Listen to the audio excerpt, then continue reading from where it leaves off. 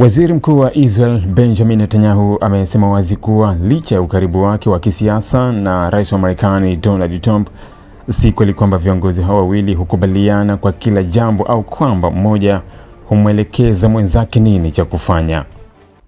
Kauli hii imekuja kwenye kipindi ambacho uhusiano kati ya Washington na Tel Aviv unaonekana kupitia hatua mpya ya misuguano ya kisiasa, hasa kuhusu vita vinavyoendelea Mashariki ya Kati, mazungumzo ya Iran na pamoja na mustakabali wa usalama wa Israel.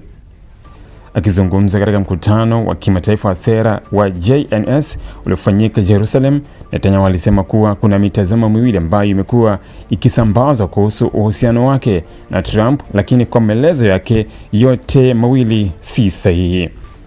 Alifafanua kwa upande mmoja, hasa Marekani, kuna wanaoamini Trump hufanya kila kitu kwa kufuata matakwa ya Netanyahu, huku upande mwingine ndani ya Israel kukiwa na wanaodhani Netanyahu humtii Trump katika kila maamuzi muhimu ya kisiasa na kijeshi. Netanyahu alipinga simulizi hilo na kusisitiza kwamba yeye na Trump ni viongozi wa mataifa mawili tofauti, kila mmoja akiwa na jukumu la kutetea kwanza maslahi ya taifa lake.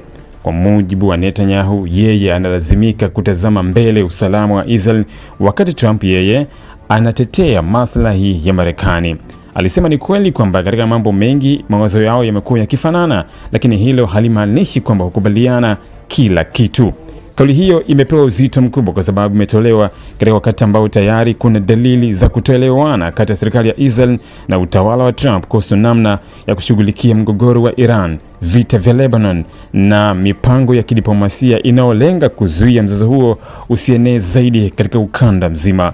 Netanyahu alitumia pia jukwaa hilo kusisitiza tena msimamo wake mkali dhidi ya Iran, akisema hataruhusu kamwe Irani kupata silaha za nyuklia. Alisema suala hilo limekuwa msingi wa sera yake ya usalama kwa muda mrefu, halijabadilika hata sasa wakati ambapo Marekani inaendelea na mazungumzo mapya na Iran. Kwa mtazamo wake, Israel haiwezi kuweka usalama wake mikononi mwa ahadi za kidiplomasia pekee, na ndiyo maana akaweka wazi kwa serikali yake itaendelea kuchukua hatua zozote itakazoona ni muhimu kwa ajili ya kujilinda, hata kama hatua hizo hazitakuwa sawa kabisa na mwelekeo wa washirika wake. Katika hotuba hiyo, Netanyahu alizungumzia pia swala la usalama mpakani mwa Lebanon na kueleza kuwa majeshi ya Israel yataendelea kubaki kusini mwa Lebanon kwa muda wote ambao serikali yake itaona ni muhimu zaidi. Hii ni kauli yenye uzito mkubwa kisiasa na kijeshi kwa sababu imekuja wakati kukiwa na juhudi za kidiplomasia kutoka kwa mataifa mbalimbali za kutafuta namna ya kupunguza mapigano kati ya Israel, Hezbollah na washirika wa Iran. Marekani imekuwa ikisukuma wazo la makubaliano ya kusitisha mapigano ili kuzuia vita hivyo visigeuke mzozo mpana wa kikanda, lakini Netanyahu ameonekana kutotaka kuondoa uwepo wa kijeshi wa Israel katika eneo hilo bila uhakika moja kwa moja wa usalama kwa raia wa nchi yake. Kauli za Netanyahu pia zimekuja siku chache baada ya viongozi wa juu wa Marekani kuonyesha hadharani kutoridhishwa na mwenendo wa serikali ya Israel.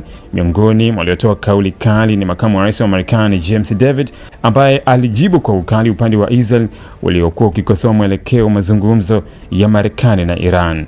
Vance alisisitiza kuwa Trump bado ni mmoja wa viongozi wakubwa duniani wanaoonyesha uungwaji mkono mkubwa kwa Israel, lakini akaonya kuwa baadhi ya viongozi wa Israel hawapasi kuendelea kuikosoa Marekani kisiasa, huku wakiendelea kutegemea msaada wake wa kijeshi, kisiasa na kidiplomasia. Katika muktadha huo, kauli ya Netanyahu kwamba hatufanyi kila kitu kwa maelekezo ya Trump imeonekana kama ujumbe wa pande mbili kwa wakati mmoja. Kwa upande wa ndani ya Israel, kauli hii inalenga kuwaonyesha Waisrael kwamba bado anasimama imara kulinda maslahi yake ya kitaifa na hayuko tayari kuruhusu Washington iamue mustakabali wa usalama wa Israel. Kwa upande mwingine, hasa kwa Marekani, Iran na jumuiya ya kimataifa, Netanyahu anataka kuweka wazi kuwa Israel itaendelea kuwa na uhuru wa kufanya maamuzi yake yenyewe hata wakati ambapo mazungumzo ya kidiplomasia yanaendelea. Ili kuwa mwanafamilia bora wa Global TV, usisahau kusubscribe, like, kushare na kucomment. Baada ya kusubscribe, bonyeza alama ya kengele ili kupata taarifa kwa kila video inayopanda Global TV Online.